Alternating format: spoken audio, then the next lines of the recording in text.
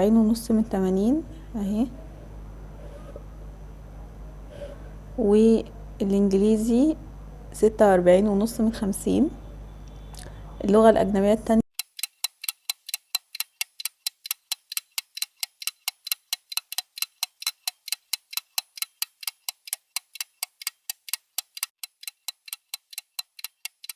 عاملين ايه النهارده؟ جايين فيديو جديد. فيديو النهارده باذن الله من اهم الفيديوهات اللي انا ممكن اعملها. الفيديو ده كنت حاسه ان لازم يتعمل من بدري، بس بما ان النتيجه بتاعه الثانويه العامه لسه ما ظهرتش في مصر، خلاص اللي هو فاضل ساعات والنتيجه تظهر، كلنا بنبقى اللي هو متوترين واللي هو مش عارفين نعمل ايه.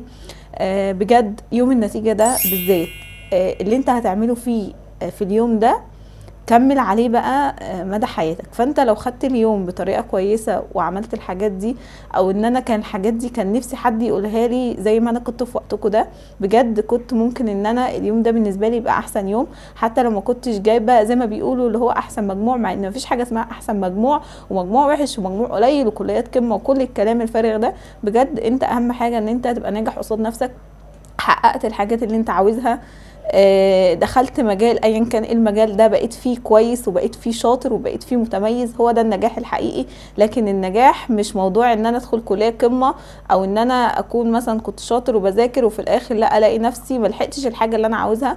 ده بيكون نصيب وده بيكون ترتيب ربنا لينا، وهتعرف بعد يعني حتى لو انت زعلت وقتها او كل الكلام ده، هتعرف ان وقتها لا، ان ده كان فعلا اللي متقدر ليك وده احسن حاجه بالنسبه لك. فالنهارده هكلمكم عن نصايح يوم نتيجه الثانويه العامه، ونقدر ازاي ان احنا بعدها يعني نمشي الدنيا ازاي صح، ما تغلطوش بقى في الغلطات اللي انا وقعت فيها، لان بجد كان نفسي حد يقول لي على الحاجات دي من زمان، مع ان انا بجد يعني مش عارفه كان دماغي فين وقتها. لو كنت فكرت بعقلي حتى ما كانش حصل كل ده عموما يعني. بس تعالوا تابعوا معايا الفيديو الاخر، وايا كان النتيجه بتاعتكم، يعني لو كنتوا جبتوها دلوقتي فبجد مبروك مبروك، ويعني مبروك لكم كلكم ايا كان المجموع.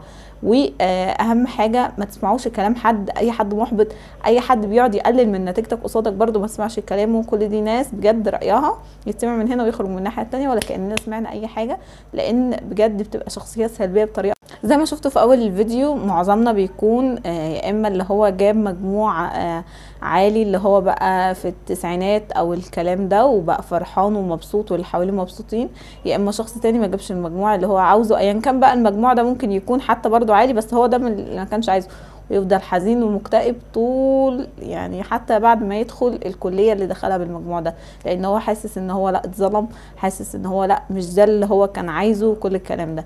في الحالتين انا عايزه اقول لكم بجد خليكم كلكم الشخص ان ايا كان جبت اي مجموع افرح بيه، وحاول بعد كده تبدا تشوف انت المجموع اللي معاك ده تقدر تدخل بيه ايه وكويس وماشي مع مهاراتك ومع الحاجات اللي انت بتحبها. والله دلوقتي يا جماعه بقى في كليات كتير جدا ومجالات حلوه قوي عن بقى موضوع كليات القمه والكلام ده، ومجالات جميله قوي ودراستها حلوه، وهتحسوا ان انتوا لقيتوا كده نفسكم في المجال ده، وهتحسوا لا ان ده مجال مختلف وجديد وتقدروا فعلا ان انتوا تبدعوا فيه. وبقى في كذا طريقه عشان تدخل الحاجه اللي انت عاوزها، يعني مش شرط المجموع بس، في حاجات تانية ممكن تأهلك ان انت تدخل الحاجات اللي انت عاوزها. بقى في زي ما قلت لكم حاجات كتير، يعني مثلا الناس اللي كانت عايزه كليه تمريض ما لحقتش كليه تمريض، في دلوقتي ان انت ممكن تدخل المعهد بتاع التمريض، وبعد ما تخلص المعهد تدخل بعديه الكليه. اي نعم هتتعب سنتين تاني كده وتشغل وقتك، بس اللي عاوز حاجه بيوصل لها ايا كان الوقت. في دلوقتي الكليات بتاعه الجامعات الاهليه، لو انت اهلك من النوع اللي هم المقتدرين ماديا تقدر ان انت تدخلها، ومجالاتها حلوه جدا وكويسه. فبجد الدنيا دلوقتي ما بقاش فيه، يعني ما بقاش اللي هو الكليات محدوده زي زمان، بقى فيه فروع جديده جدا وحاجات لها علاقه بالتكنولوجيا والمعلومات وكل الكلام ده بقت كتير قوي. فانتوا تقدروا ان انتوا تدوروا على الحاجات دي كويس، تبداوا ان انتوا تبحثوا كويس ان انتوا ازاي المجموع اللي معاكم تقدروا تدخلوا بيه كليه كويس.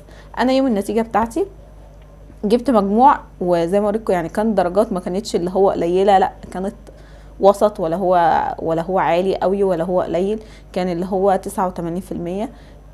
بس وقتها انا كنت بجد اللي هو لا مصدومه ومذهوله، ولا حاسه لا ان انا كده خلاص ده عليا كل حاجه.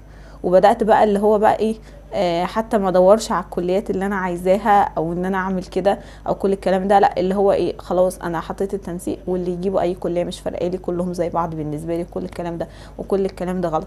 وعايزه اقول لكم ان ربنا رتب لي ترتيبات احسن من كده، مع ان انا كنت بفكر كده. انا جالي كليه تربيه لقيت كنت انا في نفس الوقت على فكره، يعني انا كنت بادئه القناه دي من وقت ما كنت في حوالي ثالثه ثانوي. لقيت ان انا في نفس الوقت قناتي بدات كمان في المحتوى التعليمي تعلى، وبقى عندي فولور كتير، وبقى دلوقتي انا اهو في كليه ليها علاقه بالتربيه والتعليم، والقناه بتاعتي ليها علاقه بالتربيه والتعليم، يعني بقى ميكس كده لطيف عندي، وبجد فرحانه جدا بالحاجه دي. انا لو كنت من 4 سنين سالتني، او من 3 سنين، او حتى في تانية كليه سالتني ان انا كنت هبقى، هل انا مبسوطه ان انا كنت في الكليه دي او كده، كنت اقول لك لا، او انا ما كنتش عايزاها، وايه اللي جابني في المكان ده وكل الكلام ده. لكن دلوقتي بعد ما خلصت انا حاسه ان انا فهمت وربطت الاحداث مع بعض، وحاسه ان بجد كرم ربنا ليا كان كبير قوي، واللي هو لا انا كده، لا ده كده فعلا احسن حاجه كانت يعني مقدره ليا. دلوقتي انا في كليه مثلا كليه تربيه، يعني بدرس، ممكن ان انا ابدا ان انا اعلن عن كورسات ليا على القناه بتاعتي، ادي اونلاين على القناه بتاعتي، وبقى عندي يعني اللي هو عدد الى حد ما كويس، في ناس كتير بتتمنى اللي انا فيه دلوقتي، فانا احسن من غيري الحمد لله. فبجد ايا كان النتيجه بتاعتكم قولوا الحمد لله، وابداوا ازاي تشوفوا ان انتوا توظفوا الحاجه دي كويس، وايا كان اللي هيحصل لكم فهو بصوا يعني ده ربنا اللي كاتبه لكم، ودي هتبقى احسن حاجه واحسن من ترتيباتكم بمليون مره كمان. فبجد لا الحمد لله على اي حال، وافرحوا وقضوا اليوم بشكل كويس. ولو انت ولي امر بتتفرج عليا بجد تعاملك مع ابنك في اليوم ده او نظرتك ليه للنتيجه مش يعني ده اهم من النتيجه ذات نفسها. حتى لو كان جايب ايه وانت مش عاجبك، لا لازم تحاول ان انت على قد ما تقدر تفرحه، وان انت تحسسه ان انت مبسوط بيه ايا كان النتيجه، لان مش ده يعني مش النتيجه اهم من ابنك او بنتك. تمام؟ فبجد زي ما بيقولوا كده نظرتك لابنك في يوم النتيجه اهم من النتيجه نفسها. فهو لو شاف اللي حواليه فرحانين ومبسوطين هو كمان هيبقى مبسوط وعادي. فهي برضو بتفرق في الناس اللي حواليك برضو شويه.